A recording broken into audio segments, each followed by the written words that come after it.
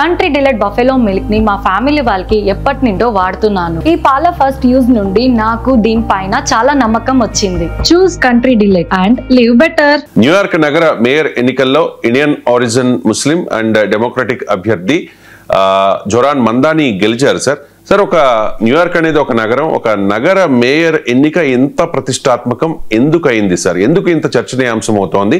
ఈ ఎన్నిక ప్రత్యేకత ఏంటి సార్? దీనికి అనేక కారణాలు ఉన్నాయి. ఒకటి, ఇది న్యూయార్క్ నగరం. New York city is not like any other city. New York city GDP చూస్తే దాదాపు బహుశా 100 దేశాల జీడిపి కన్నా పడుకుంటాను. సో న్యూయార్క్ అనేది ఒక మహానగరమే కాదు, it is one of the richest cities of the world. ఒక రకంగా ది రిచెస్ట్ సిటీ అని చెప్పినా ఆశ్చర్యపడాల్సింది లేదు. రెండవది, పెద్ద ఎత్తున ఇప్పుడు board of elections New York city వారి గణాంకాల ప్రకారం 20 లక్షల మంది ఓటు వేశారు. 1969 తర్వాత ఇంత భారీ స్థాయిలో ఓటింగ్ జరగడం ఇదే మొదటిసారి. అంటే లాస్ట్ 56 yearsలో ఇంతటి స్థాయిలో ఓటర్ పార్టిసిపేషన్ లేదు. మూడవది, ప్రెసిడెంట్ ట్రంప్ వాస్తవంగా అమెరికా లాంటి దేశానికి అధ్యక్షుడు, 50 రాష్ట్రాలతో కూడిన దేశం, అనేక మహానగరాలు ఉన్నాయి, ప్రపంచానికే నాయకుడు. కానీ ఒక నగర మేయర్ ఎన్నిక పైన కేంద్రీకరించి మీకు జోరాన్ మందానిని ఓడించండి అని పిలిపించడమే కాకుండా తమ సొంత పార్టీ అయిన రిపబ్లికన్ పార్టీ అభ్యర్థిని కాదని జోరాన్ మందానితో డెమోక్రటిక్ పార్టీ అభ్యర్థిత్వం కొరకు క్యాండిడేచర్ కొరకు పోటీ పడి జూన్లో ప్రైమరీస్లో ఓడిపోయిన మాజీ గవర్నర్, సెక్స్ స్కామ్లో నిందితుడుగా 4 నెలల క్రితం 4 years క్రితం రిజైన్ చేసిన ఆండ్రూ కుమోకు Donald Trump and Elon Musk support చేశారు. సో ఒక దేశ ప్రెసిడెంట్ కూడా రంగంలో దిగి ఒకవేళ మీరు జోరాన్ మందానిని ఓడించకపోతే నేను న్యూయార్క్ నగరాన్ని కైవశం చేసుకుంటాను అని కూడా హెచ్చరించాడు. న్యూయార్క్ నగరాన్ని నేను వశం చేసుకుంటాను, ఫెడరల్ ప్రభుత్వం కిందికి తీసుకొస్తానని అంత భయంకరంగా హెచ్చరించారు. అమెరికా రాజ్యాంగం అందుకు అంగీకరించారు. నాలుగవది, డెమోక్రటిక్ పార్టీ ఆయన సొంత పార్టీలో కూడా చాలా మంది అనుమానాలు, శస్యభిషలు వ్యక్తం చేశారు. కారణం, జోరాన్ మందాని ప్రజెంట్ చేసిన రాడికల్ ఎకనామిక్ ఎజెండాను వాళ్ళు డెమోక్రటిక్ పార్టీలో ఉన్న సెంట్రిస్టులకు, మితవాదులకు మింగుడు పడలే. అదే సమయంలో జోరాన్ మందానికి వస్తున్న పాపులారిటీని డెమోక్రటిక్ పార్టీ కాదనలేకపోయింది. కానీ ఆయన రాడికల్ ఎకనామిక్ పాలసీస్ను అంగీకరించలేకపోయింది. ఐదవది, బహుశా ఏ అభ్యర్థి కూడా చూడని స్థాయిలో తీవ్రమైన వ్యక్తిగత దాడికి గురయ్యాడు. ఆఖరికి ఆయన సిటిజనే కాదని, ఆయన పౌరసత్వాన్ని ప్రశ్నించారు, ఆయన అభ్యర్థిత్వానికి అసలు ఆయనకు అర్హతే లేదు అని వాదించారు. డొనాల్డ్ ట్రంప్ అయితే ఏకంగా మందాని ఒక కమ్యూనిస్ట్ అన్నారు. ఆయనతో పోటీ చేస్తున్న ఆండ్రూ కుమో అయితే దేవుడు క్షమించుగాక మరో 9/11 జరగకూడదు అన్నాడు. అంటే ఆయన ఒక ఇస్లామిక్ తీవ్రవాదిగా, ఇస్లామిక్ తీవ్రవాద శక్తులకు అనుకూలంగా ఉన్నారు. ఆయన స్పూన్స్ ఇవన్నీ లేకుండా చేయితో తింటే తినడం కూడా రాని అనాగరికుడు అని చెప్పి అవమానించారు. సో ఎన్ని రకాల భయంకరమైన దాడి చేయాలో అంత దాడి చేశారు. అయినా న్యూయార్క్ ప్రజలు ఆయన గెలిపిస్తున్నారు. ఇంకా ఫైనల్ రిజల్ట్స్ రాలేదు నేను మాట్లాడే సమయానికి. ఇప్పటి వరకు ట్రెండ్సే చెప్తున్నటువంటి ఫలితాలు ఇవి.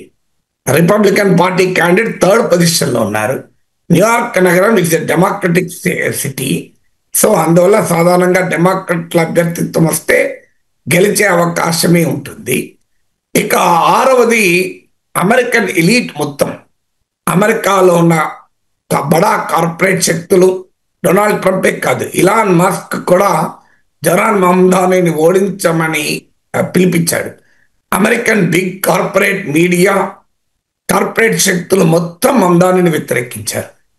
ఆయన ఎకనామిక్ పాలసీ అమెరికా ఆర్థిక వ్యవస్థను, న్యూయార్క్ నాశనం చేస్తాయి అని విమర్శల నుంచి మొదలుకొని అసలు ఇది అమలు చేయడం కూడా సాధ్యం కాదు అనే స్థాయికి అటాక్ చేశారు. ఆయన ఎకనామిక్ పాలసీ ఏంటి? నేను న్యూయార్క్ నగరంలో ఫ్రీ పబ్లిక్ ట్రాన్స్పోర్ట్ పెడతాను అని పిలిపించాడు. ఎందుకంటే కార్లలా విలాసవంతమైన కార్లలో న్యూయార్క్ నగరం రద్దీని తట్టుకోలేకపోతోంది, సామాన్యుడు భరించలేకపోతున్నాడు అని. అలాగే యూనివర్సల్ చైల్డ్ కేర్ అన్నాడు, అంటే పిల్లల సంరక్షణ ఉచితంగా అందిస్తాను అని. న్యూయార్క్లో ఎఫోర్డబిలిటీ క్రైసిస్ అంటారు. న్యూయార్క్ లాంటి నగరము, శాన్ ఫ్రాన్సిస్కో లాంటి మహానగరాలు చూస్తే మనకు ఆశ్చర్యం వేస్తుంది. పెద్ద పెద్ద ఇప్పుడు మన తెలుగు వారు బిలియన్, ఇప్పుడు కాలిఫోర్నియా అయితే $2 మిలియన్ అంటే $20 లక్షలు, $10 లక్షల విలువైనటువంటి ఇళ్లలో వారు జీవిస్తూ ఉంటారు. కానీ అదే సమయంలో శాన్ ఫ్రాన్సిస్కో నగరంలో రోడ్ల పైన హోమ్లెస్నెస్ కనబడుతుంది మనకు. న్యూయార్క్ నగరంలో కూడా సబ్వేలలో, మెట్రోలలో పండుకునే మనుషులు కనబడతారు, హోమ్లెస్నెస్ కనబడుతుంది, ఫుడ్ కూపన్ల మీద బతికే వాళ్ళు ఉంటారు.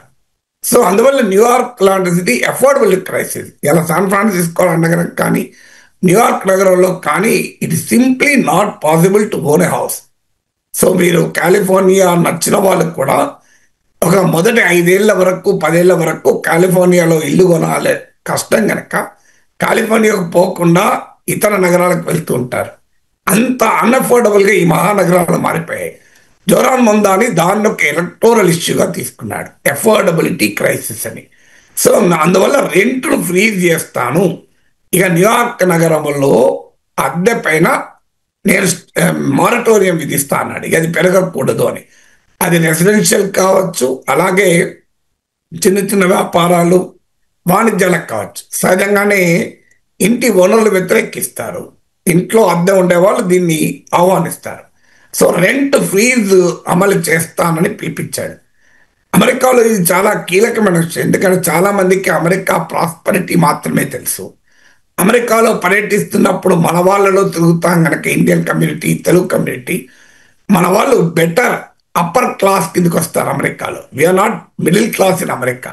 అందరు కాకపోయినా అమెరికాలో సిటిజన్స్గా ఉన్న వాళ్ళైతే డెఫినెట్గా అమెరికాలో మన వాళ్ళు అప్పర్ క్లాస్. అంటే Asian Americans are better paid than even white Americans.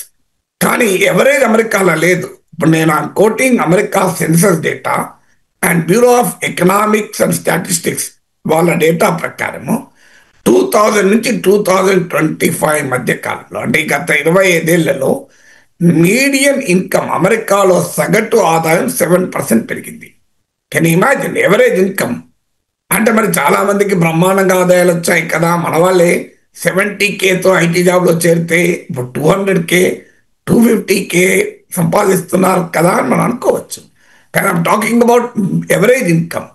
Average income మీకు 7% పెరిగితే 25 ఏళ్ళలో కన్స్యూమర్ ప్రైస్ ఇండెక్స్ ధరలు 60% పెరిగాయి, 60%.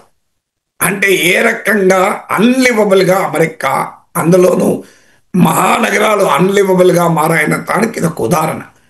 అలాగే మీకు 40% of American children are born on medical aid. అంటే ప్రభుత్వము, అంటే కంప్లీట్గా అమెరికాలో కార్పొరేట్ వైద్యము, అసలు అమెరికాలో ఇన్సూరెన్స్ లేకపోతే బతకలేదు కూడా, హెల్త్ ఇన్సూరెన్స్ లేకపోతే. అలాంటిది 40% of American children are born on medical aid. Medical aid ఎవరు వాడతారు? పేదలే కదా వాడేది. అంటే ఒక సగం మంది అమెరికా పిల్లలు ఫంక్షనల్ పావర్టీలో పుడుతున్నారు. ఇది the other side of America. అమెరికాలో మీకు పెద్ద స్టార్టప్లు, యూనికాన్లు, బిగ్ టెక్లు, బిగ్ కంపెనీలు, గూగుల్లు, మైక్రోసాఫ్ట్లు, ఇలాన్ మస్క్లే కనబడతారు, టెస్లాలు లాంటి కార్లే కనబడతాయి. కానీ అదే సమయంలో the other side of America ఉంది. Zohran Mamdani the other side of America trigger చేశాడు. ఆయన ఎకనామిక్ ఐడియాస్ అన్నీ కరెక్ట్ అని నేను అనడం లేదు, ఆయన సోషల్ పొలిటికల్ థింకింగ్ మొత్తాన్ని నేనేం ఎండార్స్ చేయడం లేదు. కానీ అమెరికన్ వర్కింగ్ క్లాస్ పడుతున్న బాధల్ని రిఫ్లెక్ట్ చేశారు. ఒక రకంగా ట్రంప్ కూడా అమెరికన్ వర్కింగ్ క్లాస్ బాధల్ని సొంతం చేసుకున్నాడు. ఆయన రైట్ వింగ్ పాలిటిక్స్కు అది ఒక ఆజ్యం పోసింది. అందువల్ల దాని ఆధారంగా ఆయన ప్రో కార్పొరేట్ పాలసీస్ అనుసరిస్తే జోరాన్ మమ్దాని లెఫ్ట్ ఇంటర్ప్రిటేషన్ ఇచ్చి దానికి యాంటీ కార్పొరేట్ పాలసీస్ ను ఉంటారు. ఇప్పుడు డొనాల్డ్ ట్రంప్ ఏమో కార్పొరేట్లకు ట్యాక్స్ కట్స్ తన విధానం అని ప్రకటిస్తే, జోరాన్ మమ్దానేమో మీరు ఈ ఎక్స్పెండిచర్ ఎలా మీట్ చేస్తావు, మీరు యూనివర్సల్ చైల్డ్ కేర్ అంటున్నావు, మీరు ఫ్రీ బస్ అంటున్నావు అంటే ఒకటే చెప్పాడు, 1% of New York rich, 1 or 2% New York elite వాళ్ళని ట్యాక్స్ చేస్తే ఫండింగ్ వస్తుంది అన్నాడు.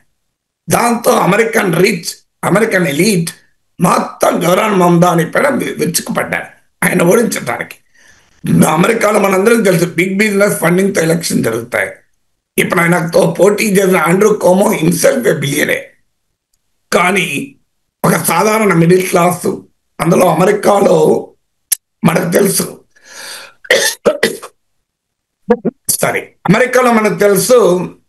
ఈ xenophobia అంటారు, అంటే ఫారినర్స్ అంటే వ్యతిరేకం, యాంటీ ఇమిగ్రేషన్ స్టాండ్. అలాగే న్యూయార్క్ నగరంలో జ్యూస్ కూడా గణనీయంగా ఇన్ఫ్లుయెన్షియల్ పాత్ర పోషిస్తారు. మీకు న్యూయార్క్ నగరంలో జ్యూస్ ఒక కీలకమైన పాత్ర పోషిస్తున్న సమయంలో కూడా ఆయన తీసుకున్న స్టాండ్ ఏంటి అంటే, బెంజమిన్ నెతన్యాహు ఇది వార్ క్రిమినల్, ఆయన కనుక న్యూయార్క్ నగరానికి వస్తే అరెస్ట్ చేస్తానని ప్రకటించాడు అంత ధైర్యంగా. సో దాంతో పాటు ఆయన ముస్లిం ఐడెంటిటీ పైన అటాక్ చేశారు. ఆయన ఎక్కడ వెనకాడలేదు. ఎస్ ఐఎమ్ ముస్లిం ఏమంటారు అన్నాడు.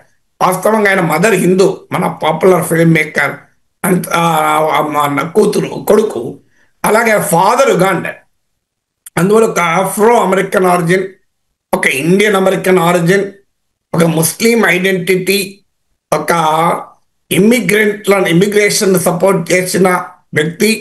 ట్రంప్ ఇంతటి విద్వేషాన్ని రెచ్చగొడుతున్న సమయంలో న్యూయార్క్ లాంటి సిటీకి మేయర్ కావడం అనేది ప్రపంచానికి కూడా ఒక పెద్ద సంకేతం. అంటే it is completely the antithesis of what is happening in America.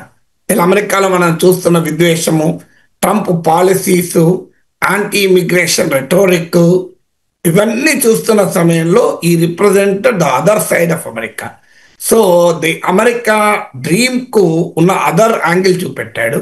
ఇది antithesis of Trump politics గా చూపెట్టాడు కనుక ఒక న్యూయార్క్ నగర మేయర్ గా జరిగిన ఎన్నికైనప్పటికీ కూడా ఈ యొక్క ట్రంప్ కు ఒక ఐడియాలజికల్ ఛాలెంజ్ ను, డెమోక్రటిక్ పార్టీలో కూడా ఐడియాలజికల్ ఛాలెంజ్ వేశాడు.